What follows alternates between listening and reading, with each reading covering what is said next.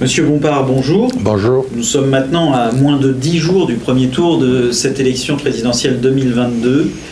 Il y a 12 candidats en lice, mais il n'y en a qu'un dont on parle finalement, c'est Emmanuel Macron. Et on s'aperçoit ces dernières semaines, tout ce que vous dénoncez d'ailleurs depuis 5 années, presque dans le désert, sans vous faire offense, mais notamment avec cette déclaration de patrimoine ridicule, et qui révèle un mensonge éhonté, que Macron est sans doute l'un des plus grands corrupteurs de ce siècle naissant. Quel est votre avis sur justement cette fin de campagne ?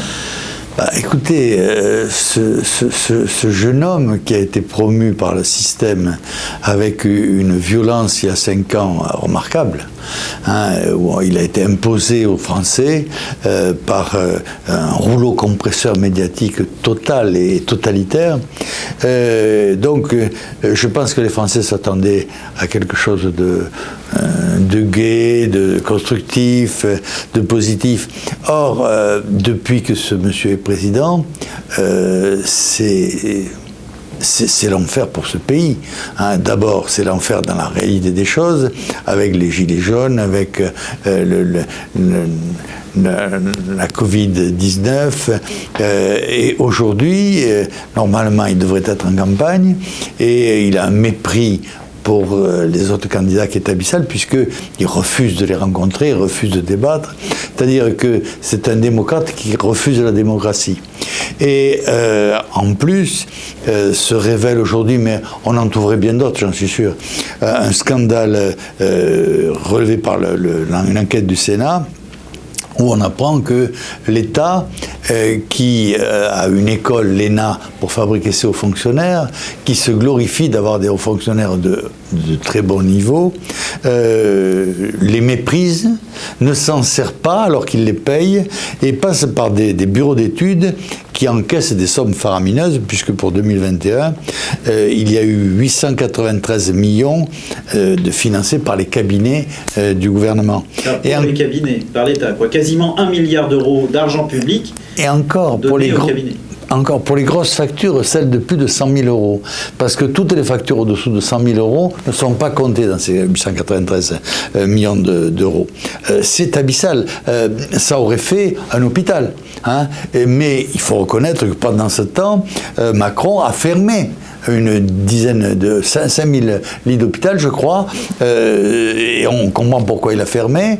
C'est pour pouvoir gaspiller l'argent dans un cabinet d'études qui, en plus, ne paye aucun impôt en France, parce que c'est un système qui est mafieux. Il déclare ses bénéfices aux USA, et aux USA, il est dans un État qui un paradis fiscal où il ne paye pas d'impôt non plus. Donc tout ça sent la magouille et répugnant, et M. Macron n'y répond pas. Il dit mais qu'on me mette au tribunal s'il faut, mais on ne peut pas le mettre au tribunal. Les seuls qui pourraient le mettre au tribunal, ce sont d'autres cabinets d'études, et bien sûr on ne tue pas la poule aux œufs d'or, ils obtiendront d'autres contrats eux aussi pour ne rien dire.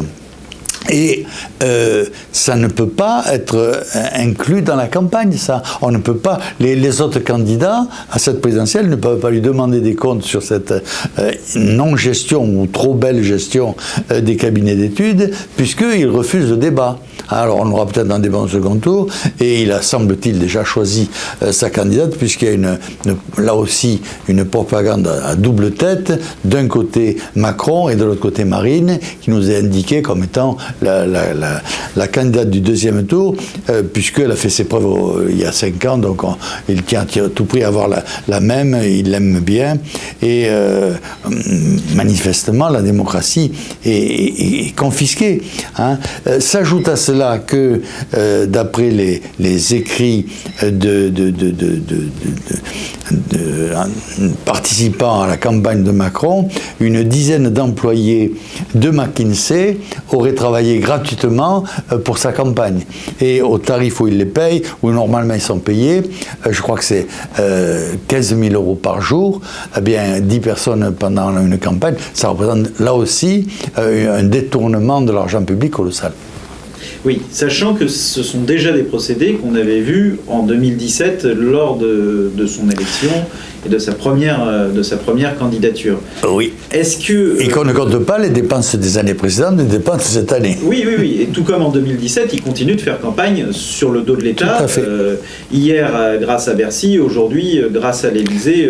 Tout à fait, tout à fait. Est-ce que, justement, vous voyez poindre un danger? Nous arrivons à l'heure du vote. On sent que cette campagne a été complètement volée, percutée, je ne sais quel terme on pourrait employer. En tout cas, elle a été mise sous le boisseau.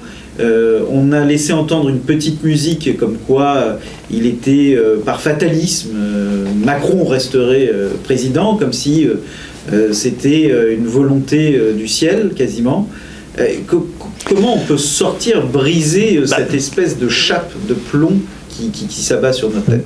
D'abord, la démocratie est nettement confisquée, puisque en plus, Google supprime des référencements, tout ce qui touche à l'affaire McKinsey. Hein, ce qui montre bien que nous sommes dans un État totalitaire. Alors comment peut-on casser le processus faussement démocratique de cet État totalitaire? Moi j'ai une recette simple, mais je l'ai depuis des dizaines d'années. Quand on écoute la télévision, il faut aussi entendre l'inverse de ce que la télévision dit. Et puis quand on a la thèse et l'antithèse, eh bien à chacun de se faire sa synthèse. Et si on pratique cette méthode-là, on s'aperçoit que le seul vote qui est unanime pour les médias, c'est le vote Zemmour, puisque les médias sont unanimes pour l'attaquer. Hein, donc comme le critère de bonne sélection, c'est le critère des attaques des médias, manifestement on n'a qu'une voie de sortie, c'est de voter Macron. Là aussi, non, votez Zemmour, vous voulez dire. Oui, votez Zemmour. Oui, il manque du bile. Oui, de voter Zemmour. De voter Zemmour, de voter Zemmour. Parce qu'il y a deux musiques finalement. Il y a, comme vous avez dit, il y a celle qui nous incite à voter Macron, la preuve. Oui, tout à fait. Tout à fait. Je le subis moi aussi. Presque, il y a une forme quand on voit les micro-trottoirs ou les interviews ou autres, les gens presque par dépit disent ouais, je vais voter Macron parce que c'est pas le meilleur, mais c'est pas le pire, et puis finalement il n'a pas eu de chance, il s'est bien débrouillé, machin, etc. Et de la même manière, on va dire, sur l'échiquier de droite, parmi le vote national, on va dire, on dit peut-être que Marine serait le vote utile face à Macron, elle est mieux positionnée, les sondages en l'air de la... On lui a jamais donné sa chance. Voilà, tout ça. Ça existe, on l'entend, on le perçoit, on le ressent. Et comment on peut... pas démonter ce discours, mais comment on peut le retourner? Moi, ce que je constate, c'est qu'un certain nombre de candidats à la présidence de la République ont fait la preuve de leur incompétence gestionnelle en ayant des comptes de leur parti dans un état déplorable. Et si on n'est pas capable de gérer les finances de son parti, comment peut-on prétendre à financer les finances de la France qui sont déjà tellement mal gérées? Je crois que c'est un exemple précis. On doit exiger d'un candidat à la République qu'il soit un bon gestionnaire, puisque aujourd'hui la politique se réduit pour beaucoup dans la gestion. Et Macron a eu une gestion épouvantable des finances de la France, épouvantable. Plus de 1000 milliards d'endettement dans 5 ans, c'est colossal. Et il devrait être traduit en haute cour, ce garçon. Mais sa jeunesse n'empêche pas sa bêtise. Hein, et donc, il devrait être hors-jeu par ses détournements, mais hors-jeu en tout. Et au lieu de ça, ben, on nous le promeut de la même manière qu'on l'avait fait il y a 5 ans, en disant qu'avec lui, ça allait être le paradis. On a vu le paradis que c'était. Et on utilise un peu la même technique pour Marine, en étant d'ailleurs sûr que si elle est élue, elle fera la même politique que Macron, parce que elle a la même philosophie, elle a abandonné la défense du peuple, elle l'a abandonné, elle l'a hautement abandonné, avec l'islam compatible avec la République, avec des signes, énormes au prêt à penser, en disant ne vous inquiétez pas, si je suis élu, je serai à votre service. Elle l'a dit, elle l'a affirmé, elle l'a encore dit récemment, puisqu'elle a dit si je suis au deuxième tour, je n'aurai pas besoin des voix de Zemmour, c'est des voix trop extrémistes. Donc elle veut faire la même politique que ce qu'a fait son prédécesseur, et c'est vrai qu'en cela, elle ne sera pas extrémiste. Mais en cela, elle ne changera pas la politique des Français, et les Français continueront à voir la France être détruite par ceux qui doivent la défendre. Donc, terminons quand même sur une note d'espoir. Il est encore temps... il est encore temps de voter pour Zemmour pour que les choses changent réellement. Et on parle beaucoup du vote caché. Vous y croyez? Oui, j'y crois profondément parce que je le rencontre, le vote caché, quand je fais le marché, on l'a fait hier, hein, et on voit bien que les gens nous soutiennent dans la campagne que nous faisons pour Zemmour, et que les gens que Zemmour représente l'espoir pour énormément de gens. Tout au plus, ce que j'espère, c'est que le reste de la France votera aussi bien que ce que Orange votera. Merci, Monsieur Bompard.